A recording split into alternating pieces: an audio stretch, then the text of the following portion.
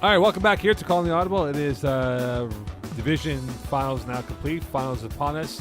Roadshow in less than 72 hours. Thank you.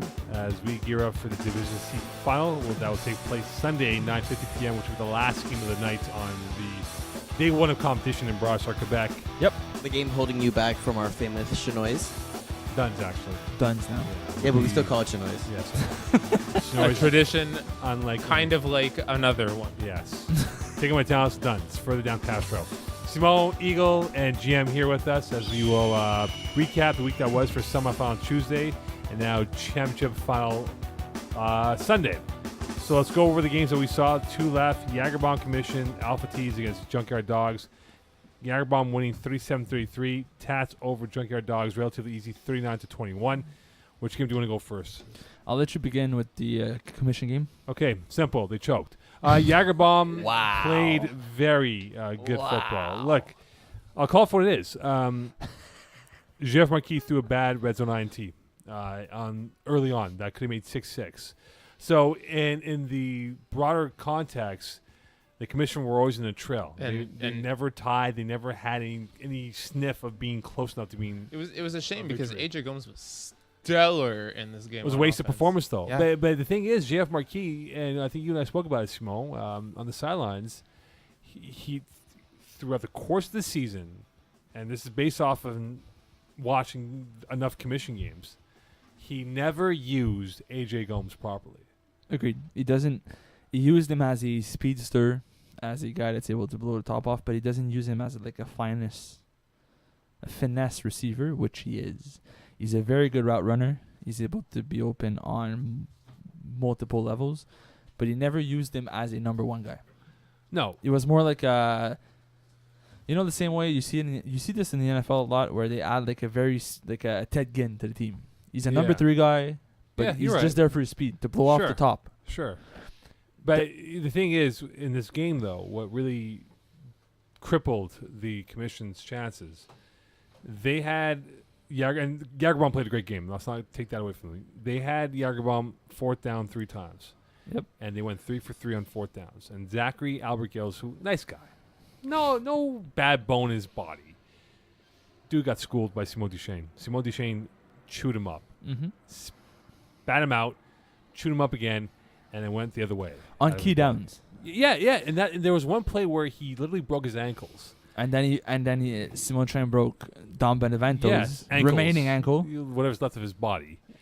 And we did mention, though, that it was Zach's second game playing back-to-back. Right, but here's the thing, though, right? There was a 1 hour gap, and Zach played in a co-ed game, which it was close, but they weren't going to win the football game. In my mind, okay, dude, you're not going to win this football game. Why the hell are you out here with 8 plays left? That's 8 plays less of you being on the football field for you to keep yourself fresh. I think there's a lot to it that he was tired. Rushing in the second game. But mental lapse, though. 4th down inside the red zone, he takes an offside call. Yeah, that was bad. That's bad. You can't, man. That was bad. There's a lot of things like that. It's the little things, really. And at the same time, if you know your rusher's tired, give him a rep off. Give him a break. Give him one drive where he's not rushing where he can rest. Anyways, I like the guy. I think he's a very good rusher. He's a very good player.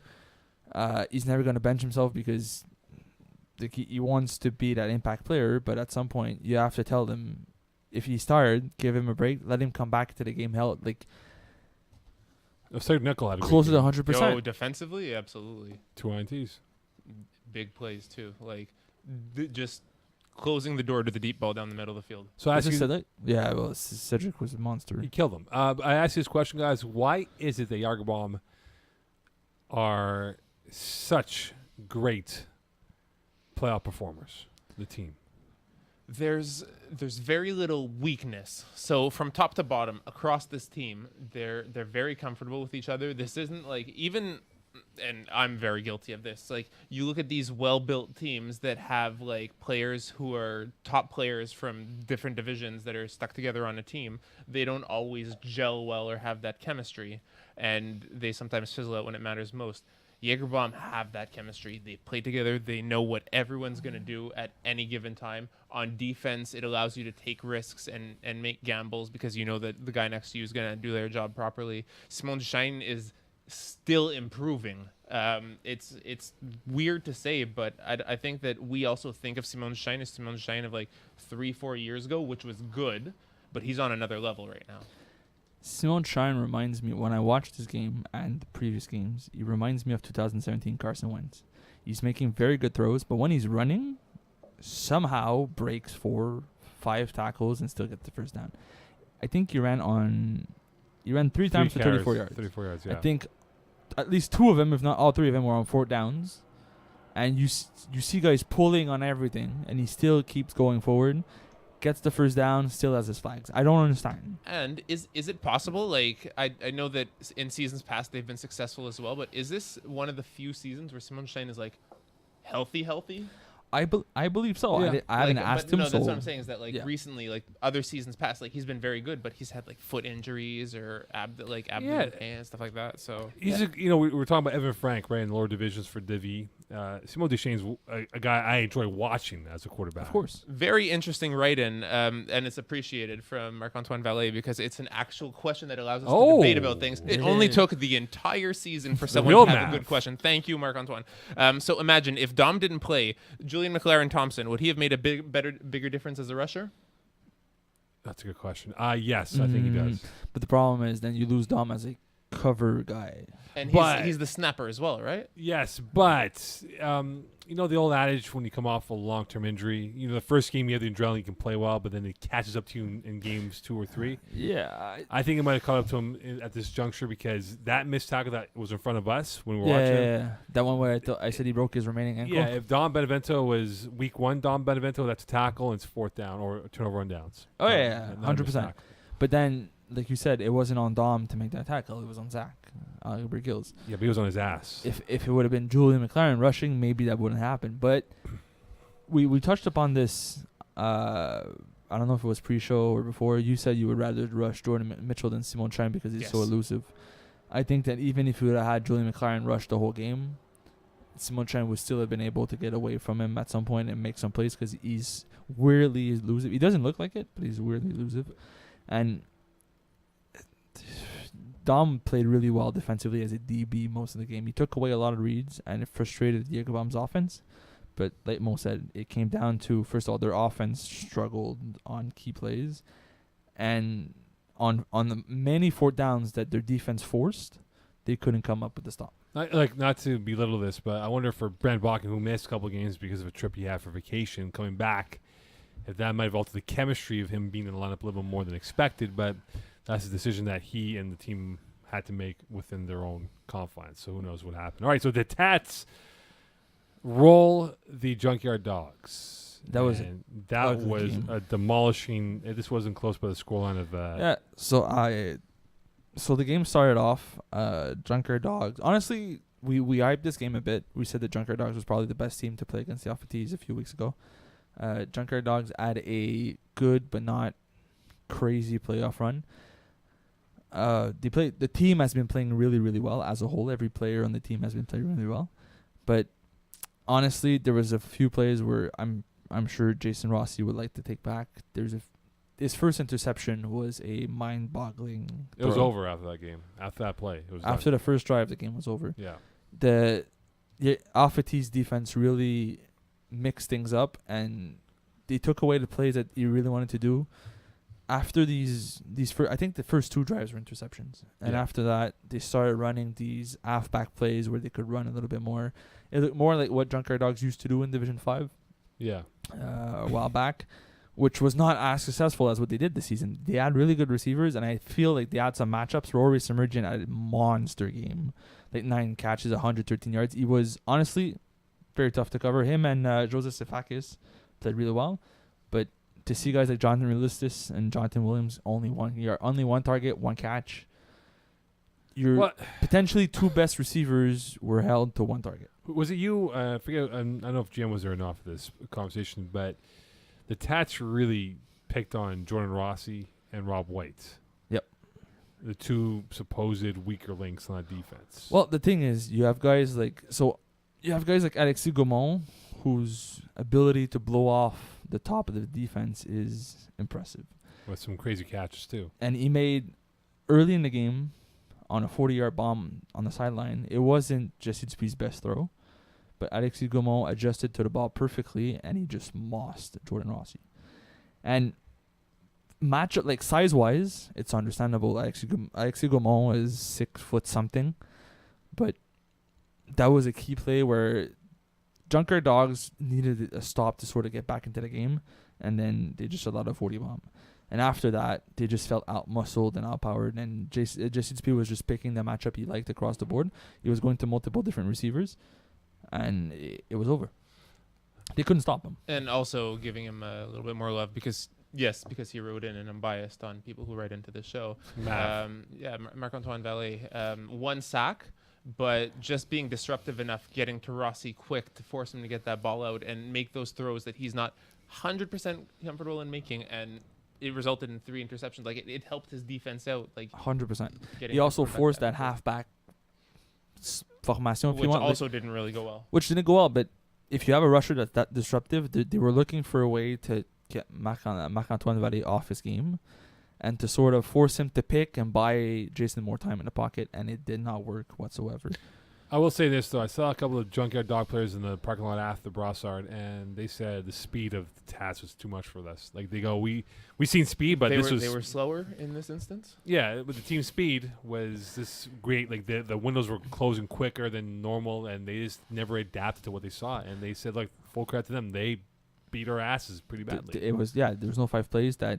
Tats defense really won the game for them, but offensively, Junkyard Dogs had no answer for everybody on it wasn't one guy that was unstoppable. Yeah, Jesse was picking matchups. Well, I mean, 3 receptions for 3 touchdowns to flag. Jesus is.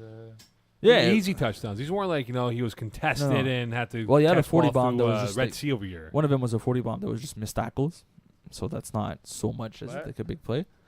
A 40 bomb that's missed tackles. Like he ran up the sideline and like 3 guys just missed the flags. That's not a 40 bomb.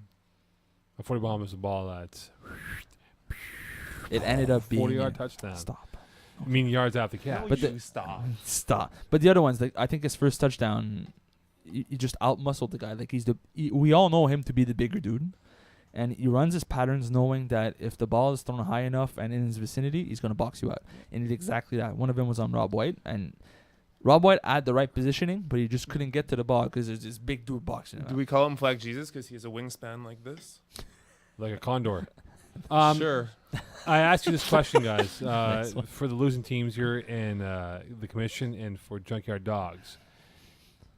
In the next calendar year coming up, so fall cup won't count, but winter and next spring, who's more likely to perhaps win a championship? Commission or Junkyard Dogs? Who's more likely to win a champion? Okay.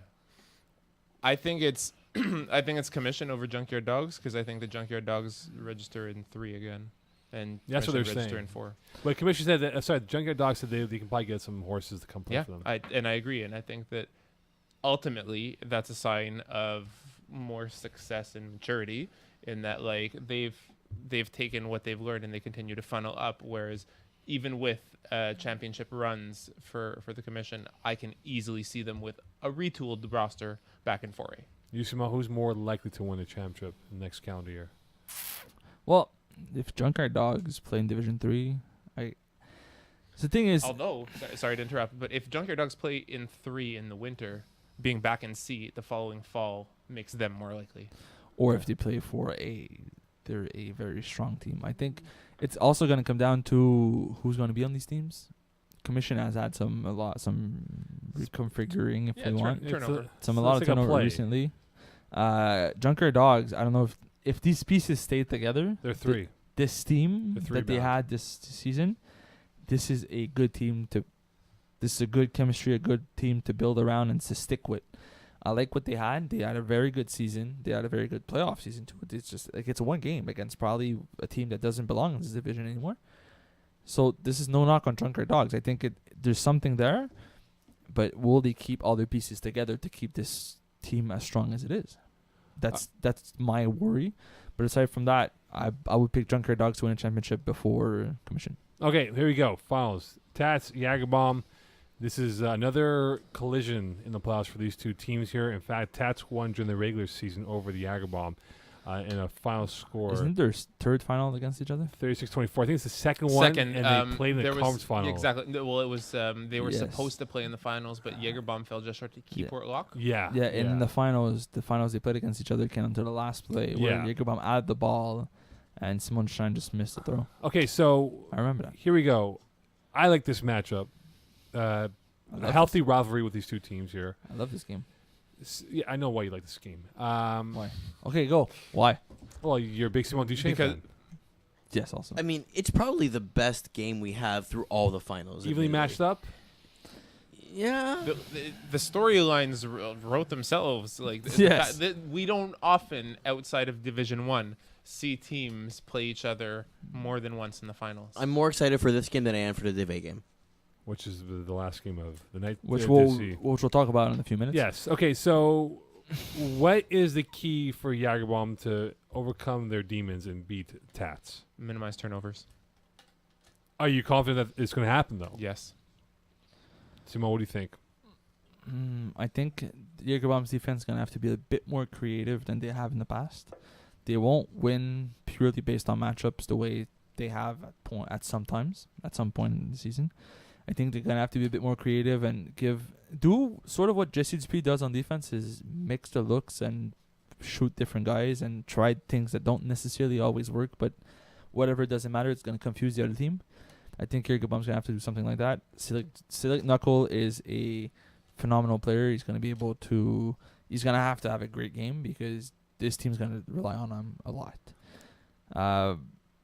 And rusher-wise, they're going to have to rush Jesse Dupuis very, very well if they want to be able to force a few throws early. Can they force them to have a bad game rushing? So we have breaking news. Thank Yes. you, Marc Antoine. Alexis Gaumont won't be there, and Emile might not play due to an ankle injury. Why would you give up that information for? Shh. Well, the reason why, Eagle, is because when we get to He the likes us. field on Sunday and we're like, hey, where's Alexa Gaumont and so-and-so, and we have no information. I appreciate the info. Yeah. Thank you, Macan. Thank you, Hashtag Macan. 6-man army. That's all you need. 6 is all you Man, need. you gotta do that in private messages. No, that's all you need. You just- 6. No, I like the confidence. Now man. they can prep for him not being there, No, unless this is a ruse. No, I like the confidence. I like the confidence. So You don't. could Lavoie Patry have a good game rushing Yes, he could. 15 sacks this year? One thing I noticed in the semifinals, Junkyard Dogs against the Alphatees, is Jonathan Laristis as a rusher really frazzled Jesse Dupuis. And there was a lot of plays where it was very close to big-time sacks or even a safety. And that's something you need against Jesse Dupuis. You can't just leave him. You can't just let him release every single time. You need to get in his face and disrupt his game, frustrate him a little bit. And he didn't have the best stat lines. 14 for 23 isn't exactly stellar, even for him. And I would say it starts with the rusher. If the rusher can disrupt him a little bit, he's going to make a few mistakes, and then Jägerbomb's defense is going to be able to capitalize. All right, so GM, we look at the Jägerbomb offense. They had 4 guys with 220 yards or more. You had Knuckle with 416, Felix Fontaine-Larouche with 430 and change. Explosive they are, but can they perhaps really stretch this 6-man Tats army on Sunday? Yes. I liked Jägerbomb's chances going into this game even before I had the information that Alpha T's were 6, and I think that they have the depth now, provided everyone on the Jägerbomb side is there, for this to be very, very successful for them. What can go wrong for in this? Like, could both quarterbacks afford to throw 2 INTs and still win this football game? Yes. What about you, Simone? You think that can happen? I think both quarterbacks are going to throw interceptions. 2, I don't know, but it's not going to be a clean game. Are you saying this is going to be if we're doing like a Las Vegas over-under of, say, I don't know, 25 points in the first half, it's under 25 points? Yes. Yes. I also think it's going to come down again to the last 5 plays, if not last play. I'm a bit concerned about the FT's defense now that I know that Alexis Gaumont's not going to be there. What they had with Alexis Gaumont, Anthony Lapointe, Elliot Lambert, Jesse, Julien, and Marc-Antoine rushing is anybody out of these 5 guys could drop, play safety, could shoot forward, and they could mix and match. If you lose Alexis, that means Mathieu Hull is playing defense. He's a big dude, but I don't see him But playing. he might be a red zone threat, though, if you He put is, him in the middle, 100%. right? Emile You make- Baudouin may not play. He may also play because he said it's just an ankle injury. But Emile Baudouin was a big part of the Alpha T's win against Jagerbomb in the regular season with 2 touchdowns and an interception. And you suddenly take that away, and you're short guys. That may be a significant loss as well. Yeah, to me, it's a bit. The only worry is what they like to do defensively. They won't be able to do without all their guys. It's going to be interesting to see what they come up with and what's the strategy. Simon China, like I said, he's elusive. He's going to make some plays. I think it's going to be a very fun game to watch, and it's going to come down to we might have overtime. Okay, so who is the X Factor? You can pick one X Factor, whichever side you want. Who is it in your mind, GM and Simon? Go with you, GM. Easy answer is to say Simon Shane. But give me Felix Fontaine-Irish for this one. All right, Simon? Julien Bellavance. I Look think at that he doesn't necessarily have the numbers, but he brings a physicality to a team that not a lot of people are used to seeing. That's not something that Jagerbomb is used to dealing with, offensively and defensively. He doesn't shy away from roughing up players when he has to, even when he doesn't have to. And and listen, offensively, he's tough to contain because he's so physical that he's going to fight for every single ball thrown his way. And I don't see guys on Jagerbomb able to contain that. They're Mhm. going to put Cedric Knuckle on someone else. Right. And he's the guy that would be able to really take that away. So if they don't have that, is he going to score 3-4 times? Maybe. Well, this game is Sunday, 9:50, which will be the last game of the evening, which could very well be an exciting matchup between two teams that have had playoff history with each other. So this could definitely be maybe the changing of the guard, I beg your pardon, with the Jagerbomb taking the torch from the Tats. We'll find out. But nonetheless, though, gentlemen, it is now time for our pick. And for those who are curious to know who will be calling the game on Sunday, it is Simon, Peasy, and... That's it. Okay. It's our only two-man booth. Only two-man booth. Yeah. If anyone wants to volunteer to do color, you're very much welcome. Send me a your message. Submissions in. Send me a message. If anybody wants to do it, send me a message. And we'll fit you in somewhere. All right. It is now time for our pick. Eagle? Division C, 950. The Alpha T's, Jagerbomb. What's that voice? Playoffs. What's that Hashtag. voice? Okay. Simon, who you got? In a heartbreaker, give me Alpha T's. By how In much? overtime. By how much? In overtime. By a point. Okay. 3-point game. 4-point game because I can't do math. 31-27 Jagerbomb. I got Jagerbomb winning this game. I'm going to say... No. 31-28. 27. Hey, Hey. I got that. I think it's going to come out to extra points, and I think that's where Jagerbomb will win. Eagle, who you got?